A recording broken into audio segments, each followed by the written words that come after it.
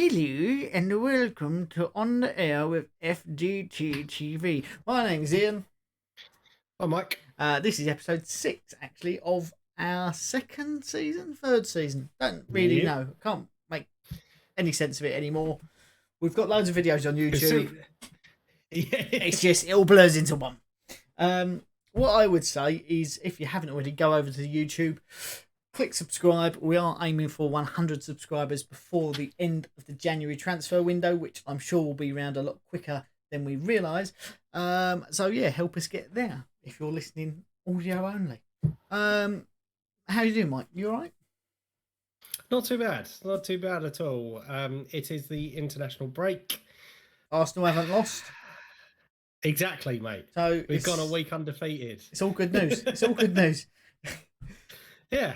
The transfer window wrapped up, I think, it was one of the most boring transfer windows, but one of the most bizarre transfer windows in terms of there wasn't really much that happened on deadline day, but some of the transfers that occurred during that window were crazy. Obviously, Ronaldo going back to Manchester United, PSG pulling out all the stops with those free transfers, trying to Real Madrid trying to get Kylian Mbappe for ludicrous amounts of money, which never transpired. But yeah, I mean, it seemed like the sort of thing you'd see on a FIFA career mode 4 seasons in, where you just get weird and wonderful transfers. I mean, yeah, it's a bit last. I mean, I'm quite happy with our transfer. I said that last week. I'm quite happy with our transfer window. You seemed reasonably happy with yours as well.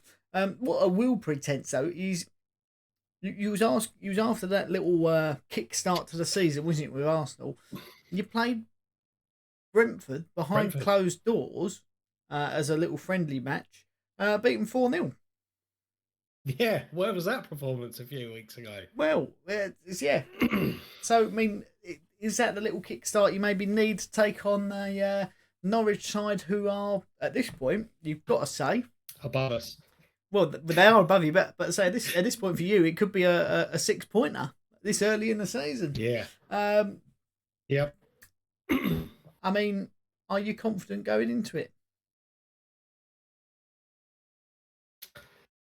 There's a part of me that should be confident going into this game because Norwich are a newly promoted side. They've conceded the same amount of goals. In fact, they've conceded one more goal than we have, but they have scored a goal. So that's the only reason they're above us, is because they've actually got a goal.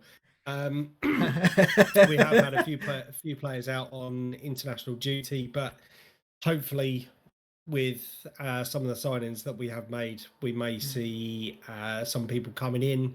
We have got Granit Xhaka's obviously suspended for the next few games due to the stupid red card. So we may see the likes of Sambi Lokonga coming back in. Thomas Partey is apparently working his way back into fitness after his injury picked up in pre-season. Obviously, we've got the new Japanese Tomiyasu coming into the team. I think he's due tomorrow, I believe. He's due to fly back and join up with the team tomorrow. It's either tomorrow or the night, so tomorrow or Thursday. So that'll be good. Interested to see. I've been doing a little bit more research on him, and looks quite a good player.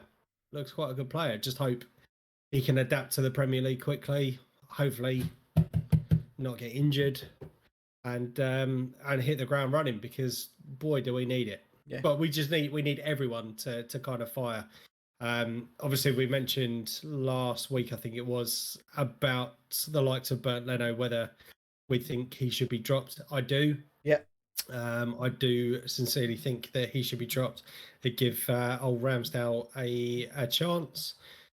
But yeah, he's coming in. He's coming with the right attitude. Obviously, he knows that Bernd Leno is the number one as it stands at the moment, but he's going to be fighting for his place. And in watching the interview he did on the Arsenal player, he's looking to take that fight to Leno. So good luck to him. Yeah, and I think good luck to him. That's what you want. Is if he was quite happy to sit at second goalie, it's like not really the player for us. But before we get into this weekend's Premier League games, there is something of note. Obviously, England have won both of their games. One against Hungary with some audacious scenes from the supporters. So I do have something to question you on with that. And another win against Andorra, both 4-0 if I'm correct. Yes, And they were. I mean, personally, I would think we should have beaten Andorra, who have a population of like 77,000 by more than 4 goals. I thought you were going to say 77 people. Well, it's not. It's not far off. It's closer to 77 than it is a population of the UK. But we did 2 or 3 days ago see the Brazil-Argentina game stopped for health officials to come on the pitch because they let them play anyway, and they shouldn't have been in the country. Allegedly, they should have been isolating. This follows from teams allegedly having some sort of a gentleman's agreement in place with the Argentina setup to only let them play 2 games and send it back early so they don't miss Premier League games. But now they're going to miss games anyway because of action from someone. Do you feel like that could have been from the clubs? Maybe go a little bit of a backhander to say, go and stop that game because we're the power here, and showing Argentina that don't mess with us if you've made an agreement. Quite possibly. I mean, I don't know too much about the whole incident. I have heard about the game being interrupted and players being pulled off because I think there was like 4 players that were supposed to be isolated or something. So you had Lo Celso, Martinez, and 2 others. I can't remember who it was exactly, but I don't know. In answer to your question, I really don't. Possibly, and maybe it was just a possible reminder of the Falklands. Well, fair enough. Yeah. we win then, and then we ruin your football games. Maybe to anyone who lives in Argentina, then have that. That's all I'm going to say. But on the other hand, we had England play Hungary in Hungary. And the people are not necessarily hungry. That is just the name of the thing, even though football was on at dinner time. But the so-called ultras made themselves known with again some racist chanting and jibes and things like that. I mean, they have been made to play games behind closed doors before. It's a big political issue in the country rather than just a football issue, I think. But my question I wanted to pose to you is, instead of calling them ultras, why don't we call them bitch boys or something like that? Yeah, in terms of because I get what you're saying in terms of it's kind of like, what's the word I'm looking for? It's being an ultra sounds glorifying. It sounds good, doesn't it? Yes, I'm an ultra. Sound odd. How many of them would turn up and go, you know what? I'm a bitch boy. Yeah, do you know what I mean?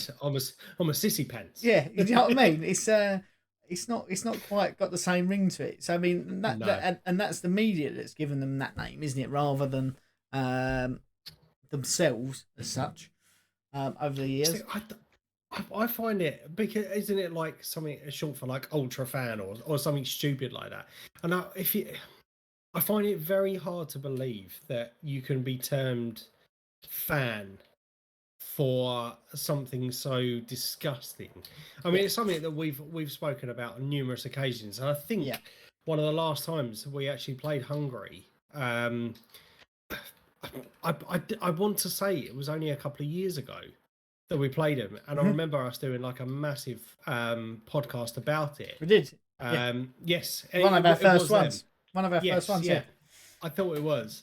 And I can't believe that there's still the same issues. I know that they'd obviously looked into, or that FIFA have opened up proceedings or something. And I believe the last time that we played them was in a Euros, so they'd had to forfeit some games or, as you mentioned, play behind closed doors.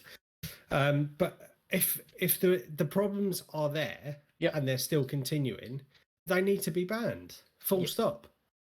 Yeah, and I think that's unfortunate for the players, because not necessarily saying the players are not part of it. They might be. I don't know them all personally. You'd like to think that they would be above that, but we've seen sort of top-notch level players be involved in the name calling and the chanting and things like that. So it would be a shame for them to be banned. And I'm not defending it by any means. No, I know. But I do think it's a deeper issue within that country and the culture of the people who live there. So banning the football, will that help, or will it just move them on to something else until they're allowed back in the football and then they all come back? It's a hard one. I know TalkSport, I was listening to the other day, were discussing it for hours, and people were coming up with different solutions.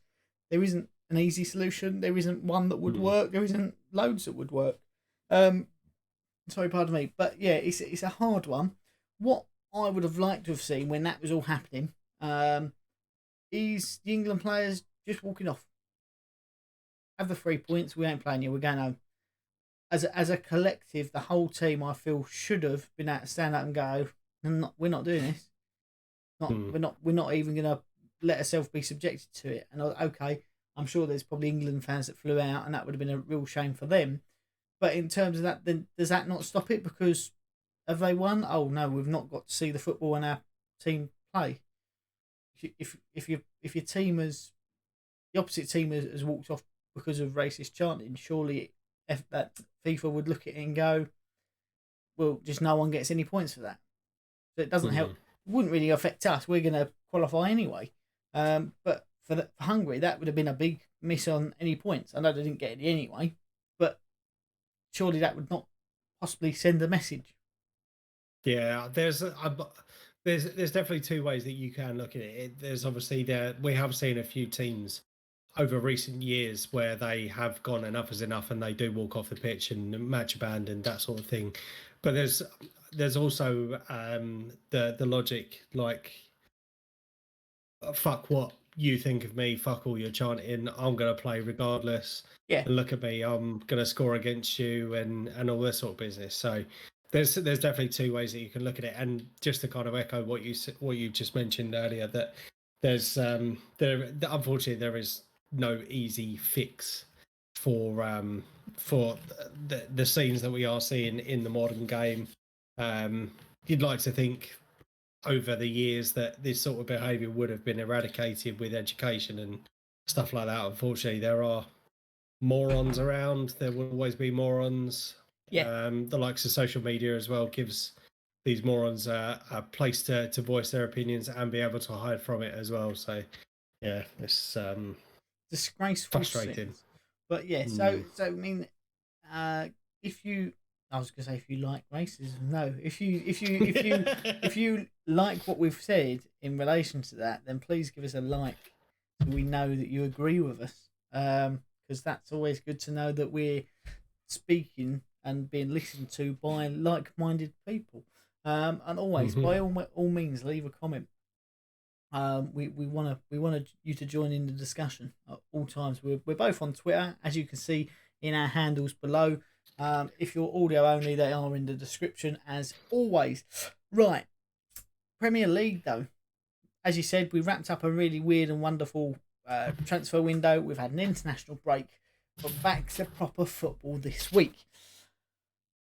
We have 2 games coming up. Arsenal take on Norwich at home. And West Ham travel to St Mary's and play Southampton. Both games on paper you'd look at and go, we should win those. But as you said, you'd say bit nervy on it. But give us a quick rundown of the points that we've got going into these predictions, and then we can talk through these games a little bit. What do you mean? Sorry? The points of where I'm winning on the predictions. Oh, do I have to? You know that one where that little trophy that you've got that's going to be mine at the end of the season. Yeah. This trophy. Yeah, that one. This current 2 seasons on about. Okay, so going into this week, season totals thus far, Ian, you are currently sitting on 5 points. Ooh. I am sitting on a mid 1. We are top the league. Yeah, we are top the league.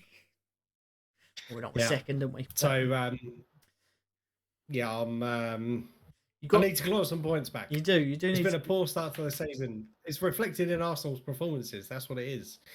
So just going into the first game, Arsenal versus Norwich, at 3:00, playing at home, and it, as you mentioned, is a must-win game for us. We have made the recruitment into the team. Obviously, due to injury, suspension, we could see a much changed side coming up to this weekend.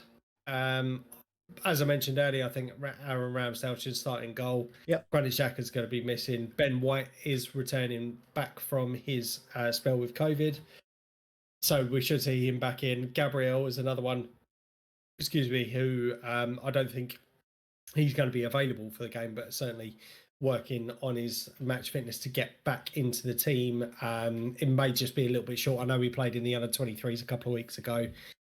So you never know, may see him back in, but I think it might be slightly too early for him. But for me, I think that's going to be the partnership going forwards. Yeah. My personal preference.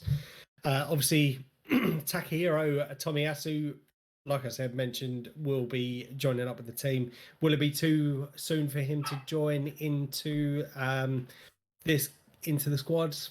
I may see him make a substitute appearance, but I think we're going to run with the likes of Cedric or Callum Chambers that we've already seen. And then obviously Kieran Tierney, providing he comes back from international duty unscathed, we should be fine. Like I said, Granit Xhaka is going to be out, and so we will see the likes of Lokonga come in. Thomas Partey again, maybe too short, but we have got the likes of El Neni, Martin Odegaard, Saka, Emil Smith-Rowe. We should be near full strength, I would hope, by the weekend. It is a must-win game for us. We are playing at home. I will be very, very, very disappointed if we do not come away with the 3 points. And I know it's something that we have already put a bonus points on for the sack race for this year as well. But we do need to start asking questions. And I know Edu has actually come out and did an interview whilst on the international break and basically clarified a few things. I think what we can take from that interview is that this is going to be a project. Yeah. So unfortunately, because of the average age of the squad is looking like it's going to be one for the future, so fans need to just kind of bear with the team. But it doesn't seem like it's going to be Arteta's being sacked anytime soon, unless, obviously, as you mentioned a couple of weeks ago, coming up to Christmas, will there be, if we're still rock bottom of the league, then questions need to be asked. But we need to start picking up points. I personally, we've started a new month, going into this into a new month. Scrap the first part of the season off and just crack on with it. But I am going to go for a Arsenal 4-1 win for this game. Big win. In fairness, I think playing at home for you could be it could either really help or it would be the worst thing that could happen. I think if you get to if Norwich nick an early goal, the fans are going to be on the players' back, which is never easy, and it doesn't help. And we've seen that throughout the years that when teams starts to turn on the players, it makes it 10 times harder to get results at home. I think and the same will happen if you get to sort of 30 minutes and it's still a dead rubber game, sort of seeing 0-0. I think the fans will start to turn. I do believe you have the quality to beat Norwich. They've got rid of their best player in Emi Buendia. So actually, although they come up from the Championship looking quite good, are they going to stay in the league? No, they're not. They're not Premier League quality. They will yo-yo, I think, up and down for the next few years. But do I think you're going to get a win? No. I am going to go for a 2-2 draw. I do think you'll be winning going into sort of the 87th minute, and then there'll be a silly boy challenge if we give away a penalty, something like that, and I can see it finishing 2-2. Fair enough. Do you know what's funny is, just before you made your prediction, I put 2-2 in the box, and he said 2-2. So I was like, yeah, I know what you like. You know what I'm like. But then we move on to I think they're both 3 o'clock kickoffs, are they not? Mm-hmm. So then we see Southampton host West Ham, who, in contrary to Arsenal, which is quite a strange over the last, say, at least my lifetime, that we're above you in the table after 3 games. And the fact that we're sitting second after 3 games. Southampton haven't won yet this season. They've got 2 draws and a loss, I believe. Yep. I don't think that's going to change. I think if we can get our players back, without a hitch from international duty. I know Antonio's gone off to Jamaica, and that Declan Rice is away. Obviously, all the Czech players are away. Vlasic is away. Ben Rama's away. So potentially, if they all come back fit, I think with the new signings, Kurt Zuma in there as well, I think he'll go straight in the first team. Along with Vlasic, I can see him making an appearance, and Alex Crow. I can see all of these players making an appearance against Southampton, at least somewhere along the line. I'm going to go 3-1 to West Ham. I was confident of I already got it in the box, mate. I was confident of a clean sheet against Palace, but we were poor. We were poor defensively, and Kurt Zuma will help that. Hopefully, Fabianski will be on point, or if not, Areola will be playing.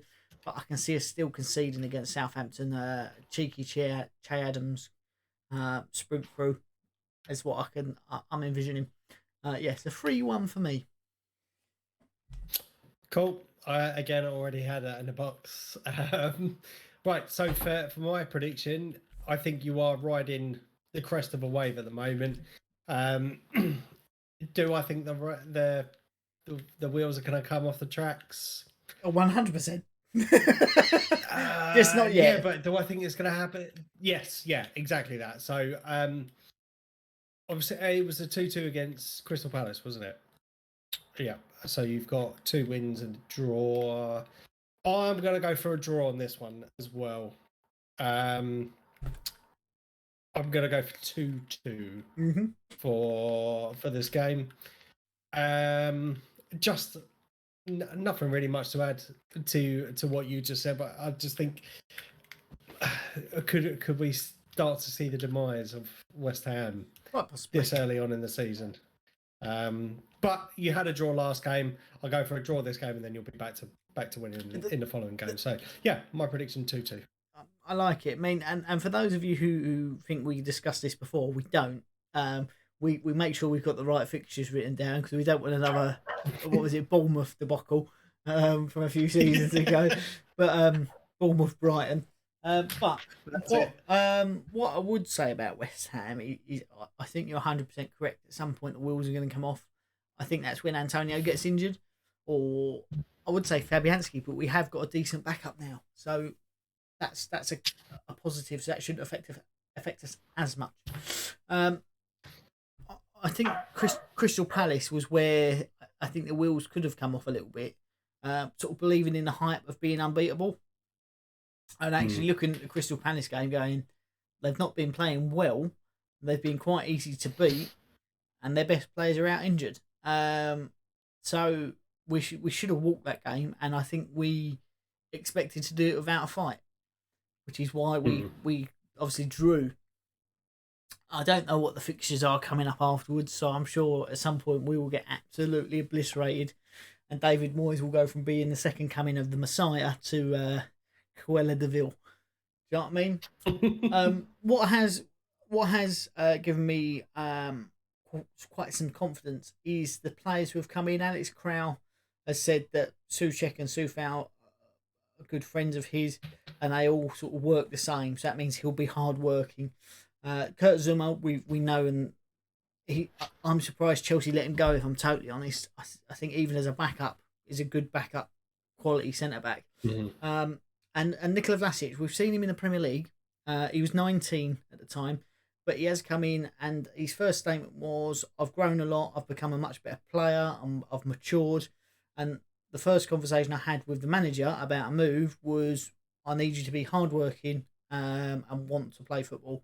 And he said that's exactly what I want to do. I want to be the hardest working person at the club, which I think will be some task. But if your player's buying into that philosophy, then you can't go far wrong.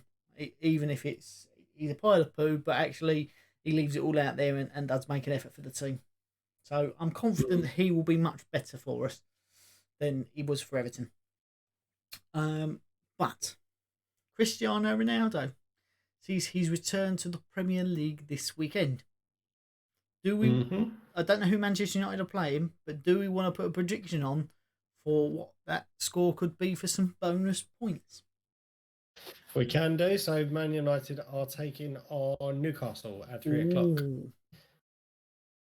Okay. So man, this is how much we plan. I just thought about that 30 seconds ago, and Mike's found out about it now. So no time to think or plan or even look up form and stats and things like that. It's just going off pure gut feeling. So let us know what you think the Manchester United Newcastle score will be in the comments section for your chance to win absolutely bugger all. Maybe like bragging rights over us. Shout out on the next podcast. Exactly. Yeah, you get a shout out right at the beginning. But I'll let you take the lead on it. Manchester United, are they at home? Yes. Ooh, at Manchester home United are home. Newcastle. Do we think Ronaldo is going to be starting in this game or substitute appearance? He's walking in the first team, mate. You don't bring in Cristiano Ronaldo and leave him on the bench, do you? Can you imagine the publicity? Okay, and I have seen he's got his number back as well. He has. He's going to be number 7. His brand. Yeah, so he's CR7 is his brand. Has managed to snag that off of Cavani, I think it was, who was the number 7. So I'm sure there's going to be some disgruntled Manchester United fans from like West London that have got Cavani 7 on a shirt. Well, didn't last long, did it? Yeah, and I'm pretty sure that the club will do the honourable thing and allow them to change the numbers if they wanted to. However, okay, so you think Ronaldo is starting? Obviously, he is earning a bucket load as well, so it would be stupid to not start him, obviously, unless he picks up an injury during the international break. We've still got one more game to go. However, I am going to go for a comfortable 4-1 win to Manchester United with a goal from Cristiano Ronaldo. 4-1. I don't think you're far off the scoreline there. I'm going to go 5-0. I can't see Newcastle scoring, but I think Ronaldo's going to get a hat trick now. And I'm not going to say the perfect hat trick, left foot, right foot header. But I certainly think he's going to be in amongst the goals. Newcastle have looked poor this year. And I think there's going to be an Old Trafford that is filled with buzzing fans that are going to get right behind that team. Do I think Solskjaer still gets sacked this season? 100%. But, yeah. I'm going for him to get a hat-trick. 4-0. 4-0 or 5-0? What did I say the first time? 5-0. Go 5-0 then.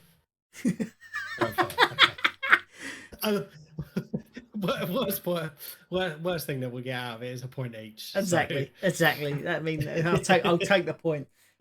This is the thing. This is where Newcastle trump Manchester United 7-1 or something, isn't it?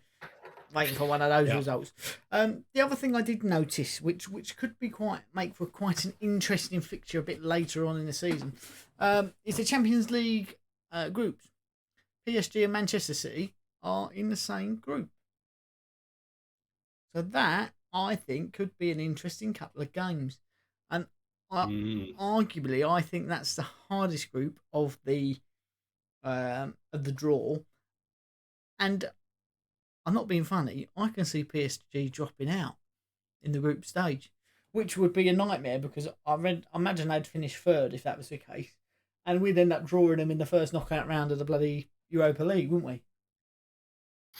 Why the hell not? I mean, just looking at the other two teams in their group, so they've got Club Brugge and Leipzig. I don't I personally, I think it's going to be a Man City Paris Saint-Germain, but I think Leipzig have got the ability to nick a few results. That's my feeling. I think Bruges will put up a good fight in the first 45 minutes of every game and then get smashed. But I think Leipzig could nick a couple of draws and I think Liverpool got a tough group as well. Who've Liverpool got? Atletico Madrid, Porto, and AC Milan. Why are you saying that? AC Milan, they've just got rid of. Oh no, he was at Inter, wasn't he? Yeah, AC Milan are not the force they once were, but still a powerhouse of European football. Porto, on their day, can be very, very dangerous. I don't think they're as strong as they have been over the years. And who else did you say? Atletico Madrid will top that group, I think. Yes. Yeah, that's certainly a hard game. Manchester United have got Atalanta, Villarreal, and Young Boys. Yeah, that's easy. I mean, we beat Atalanta in the Betway Cup quite convincingly with a half side, so I can't see him. Chelsea have got Juve, Malmo, and Zenit St. Petersburg. Yeah. And that's another one we could. Again, I think Chelsea will probably top that group. Juventus will. This is going to be the challenge. I know they've got some quality players, but without Ronaldo leading the line, that's a totally different beast to what it was. I'm not saying they're an easy game. They've got players who know how to win, but I don't think they're going to be the same beast they have been for the last season or two. We shall see. We shall see. When do you play Spurs?